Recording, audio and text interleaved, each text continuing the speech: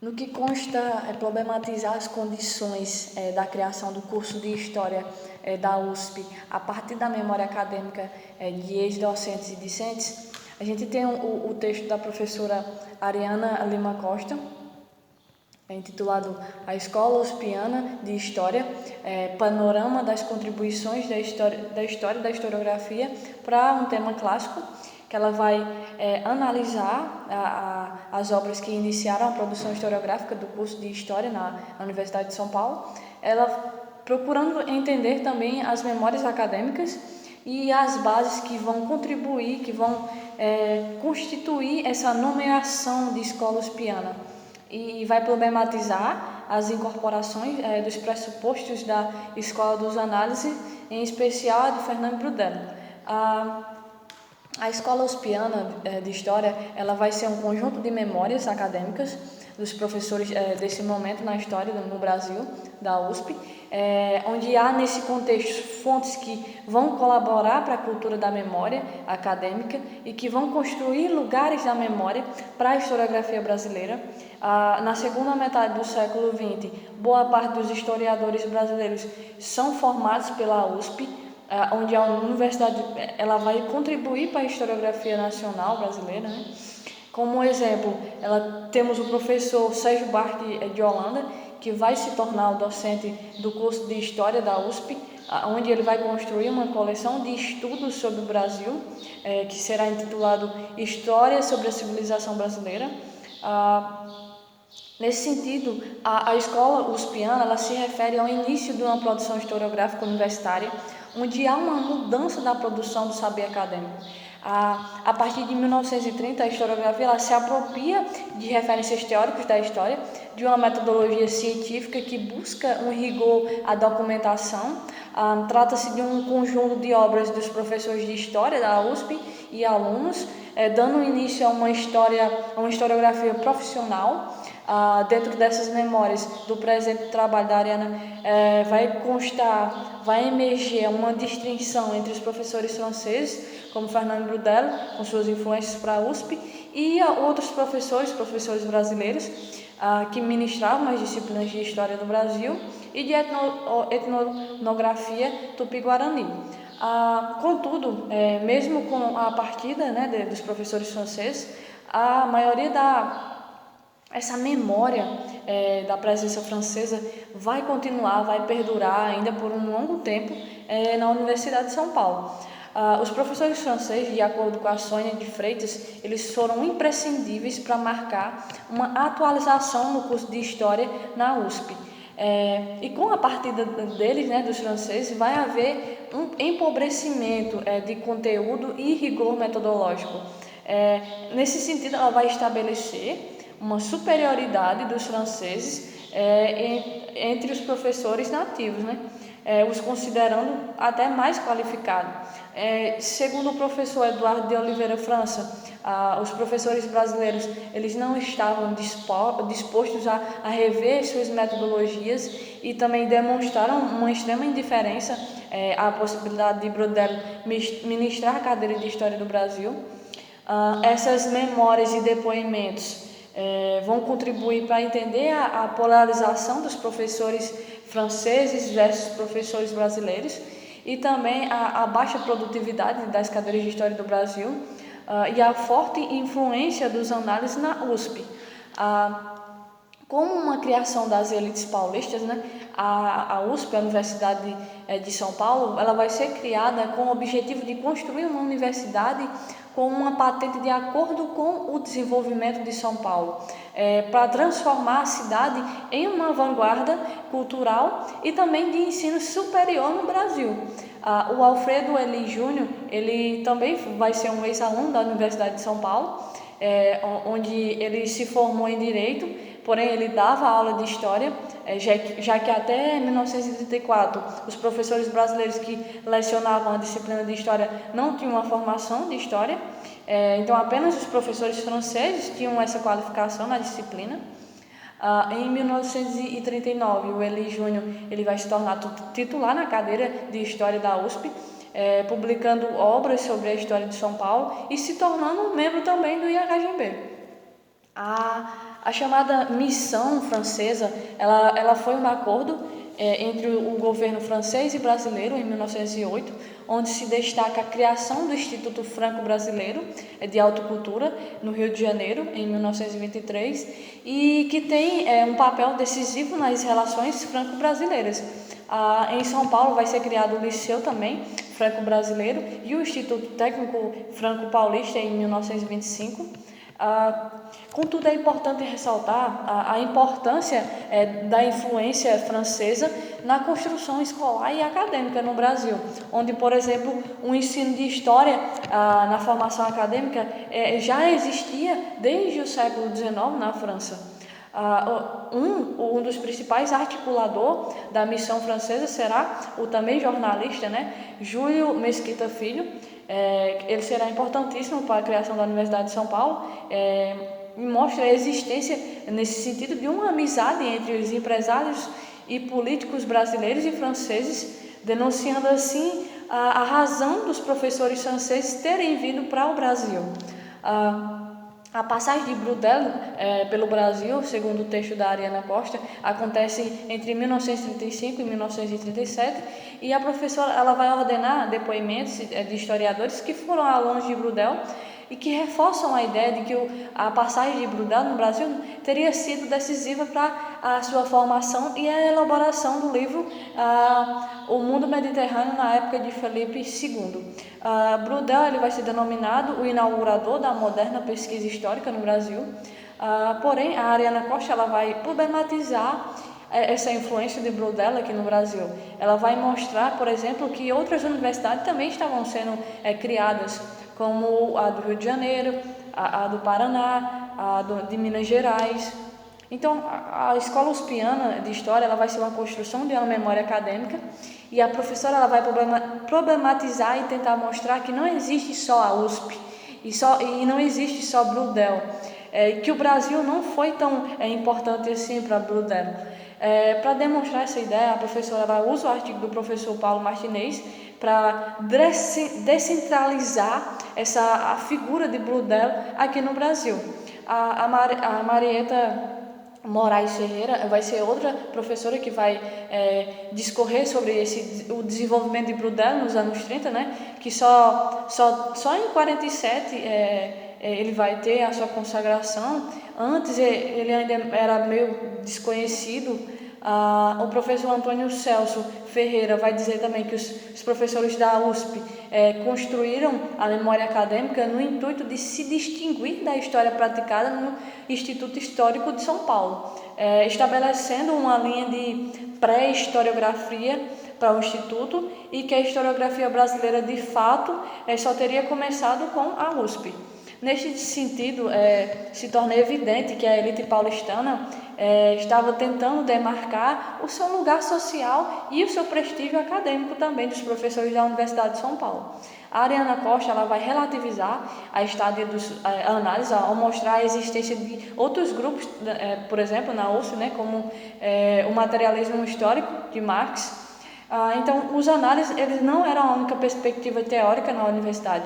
De acordo com a professora Margarida Oliveira, do ponto de vista de transposição dos análises para o ensino, o avanço no campo das pesquisas não vai corresponder com uma renovação no ensino, já que os professores de história dos análises eles eram muito tradicionais ainda. Então, nesta tese da professora Ariana Costa, assim como alguns nomes que a autora vai fazer menção, vai citar, tenta descentralizar a prevalência dos análises e do Estado de São Paulo nas pesquisas, inclusive desnaturalizando a emergência de São Paulo e a figuração como uma memória.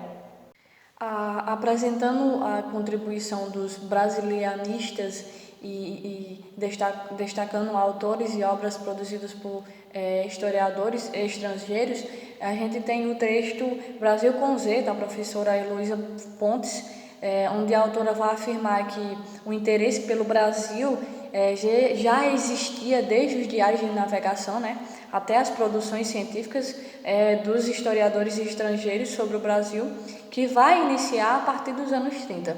Então, nos anos 30, inicia-se a institucionalização das ciências sociais.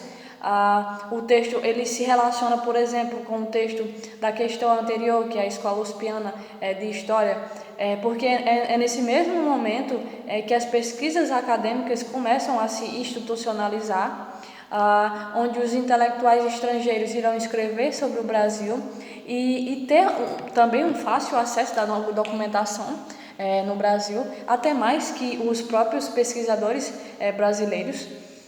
Muitos europeus irão vir para o Brasil estudar e escrever sobre o Brasil, e eles vão morar, alguns deles vão ficar por um bom tempo vivenciando a cultura e tendo a real concepção dessas vivências. Alguns vão até permanecer no país durante toda a sua vida. Os brasilianistas serão esses intelectuais estrangeiros, amadores, cronistas, que vão vir para o Brasil nos anos 30 e 40, financiados pelos governos estrangeiros dos seus países. Alguns vão ensinar nas universidades do Brasil até a escrever obras importantes também. Algumas dessas investigações serão as primeiras sobre etnologia do Brasil e etnologia e etnografia indígena, e os estudos feitos na Bahia também com as histórias das religiões e culturas africanas. Esses trabalhos vão abrir o interesse para a pesquisa de temas que os intelectuais brasileiros não haviam tido interesse, como, por exemplo, os ensaístas que escreviam em seus livros histórias mais gerais sobre a sociedade brasileira, se importando com a relação da miscigenação, com o subdesenvolvimento do Brasil. Então, os intelectuais estrangeiros, eles não estavam preocupados com essas relações, e sim com entender a questão do racismo, do preconceito de cor e da importância do negro para a constituição da sociedade brasileira. Esses estudos, então, irão proporcionar um novo olhar sobre a pesquisa africana no Brasil e a cultura indígena também. A partir do texto da Margaret Hago, intitulado A Nova Historiografia Brasileira, podemos discutir a contribuição das obras produzidas no Brasil, né, a partir do final da década de 1970, e a formulação de novas temáticas e novos problemas historiográficos. No texto, a Nova Historiografia Brasileira, a Margaret Hago vai buscar trabalhar e problematizar a historiografia brasileira, denominada a Nova Historiografia. Então, no que consta o caráter renovador, existem algumas mudanças do ponto de vista de escrita da história no Brasil, na qual os historiadores irão estabelecer uma diferença com relação aos escritores anteriores. Contudo, é importante discorrer sobre as características dessa nova historiografia, as suas influências e os temas que são abordados. A professora Margaret Hago, ela inicia o seu texto escrevendo sobre a complexibilidade que é estudar o Brasil e a sua referência a Sérgio Buarque, quando o autor diz que os brasileiros são desterrados em sua própria terra, né? Então, a professora vai ressaltar o fato de mantermos vínculos frouxos com o nosso passado e as tradições. A Margaret ela vai fazer um mapeamento historiográfico, e no que se refere à historiografia anterior aos anos 80, ela vai, principalmente nos anos 60 e 70, nos anos 60, ela vai falar que há uma produção realizada por estrangeiros, denominados brasilianistas, discutido na questão anterior, e nos anos 70, após a reforma do ensino superior, né, haverá uma grande expansão do ensino superior no Brasil. Uma das iniciativas dos militares durante o seu governo, sua tomada, foi introduzir universidades em todos os estados do território brasileiro. Algo importante também é a inclusão da pós-graduação, principalmente no curso de História. já que é na pós-graduação que são realizadas as pesquisas inovadoras, né, que os autores irão pesquisar, por exemplo, referências atuais, dialogando com os debates historiográficos em curso. Devido à influência do materialismo histórico nos anos 60, como uma resistência ao golpe militar, o Marx será estudado nas universidades, e em São Paulo, por exemplo, será criado um grupo denominado o Grupo Capital da USP. Alguns anos depois, nos anos 70, terá como resultado dessas influências o materialismo, teses e pesquisas que serão realizadas sobre o marxismo, considerando principalmente a recepção da teoria da história social inglesa em diversos campos dos estudos e áreas. Uma segunda influência importante também será a terceira geração dos análises, onde é dada ênfase para a nova história, né? Se voltando para o estudo do cotidiano, da vida privada, da família, e também questões como sexualidade, costumes e a moda, a mulher também. É a partir desse momento que novas leituras serão feitas de uma historiografia, como uma virada temática metodológica. Serão realizados trabalhos diversos e bastante interessantes, de diversos pontos. Apesar do abafamento político, vai haver um florescimento cultural em vários campos, como na música, no teatro. Vai haver um crescimento urbano no Brasil, uma expansão do mercado editorial, um desenvolvimento das telecomunicações e também um fortalecimento das camadas médias. Nos anos de 70 e no início da década de 80 será um período de novos movimentos sociais, onde os trabalhadores sem terra, moradores da cidade e mulheres vão reivindicar os seus direitos de forma organizada, em associações, sindicatos, com a chamada tecnologia da libertação, com as pastorais.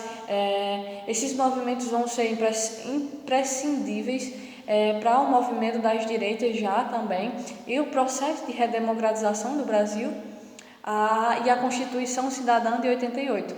É um momento de efervescência política e cultural, onde se evidencia alguns desdobramentos para a historiografia brasileira.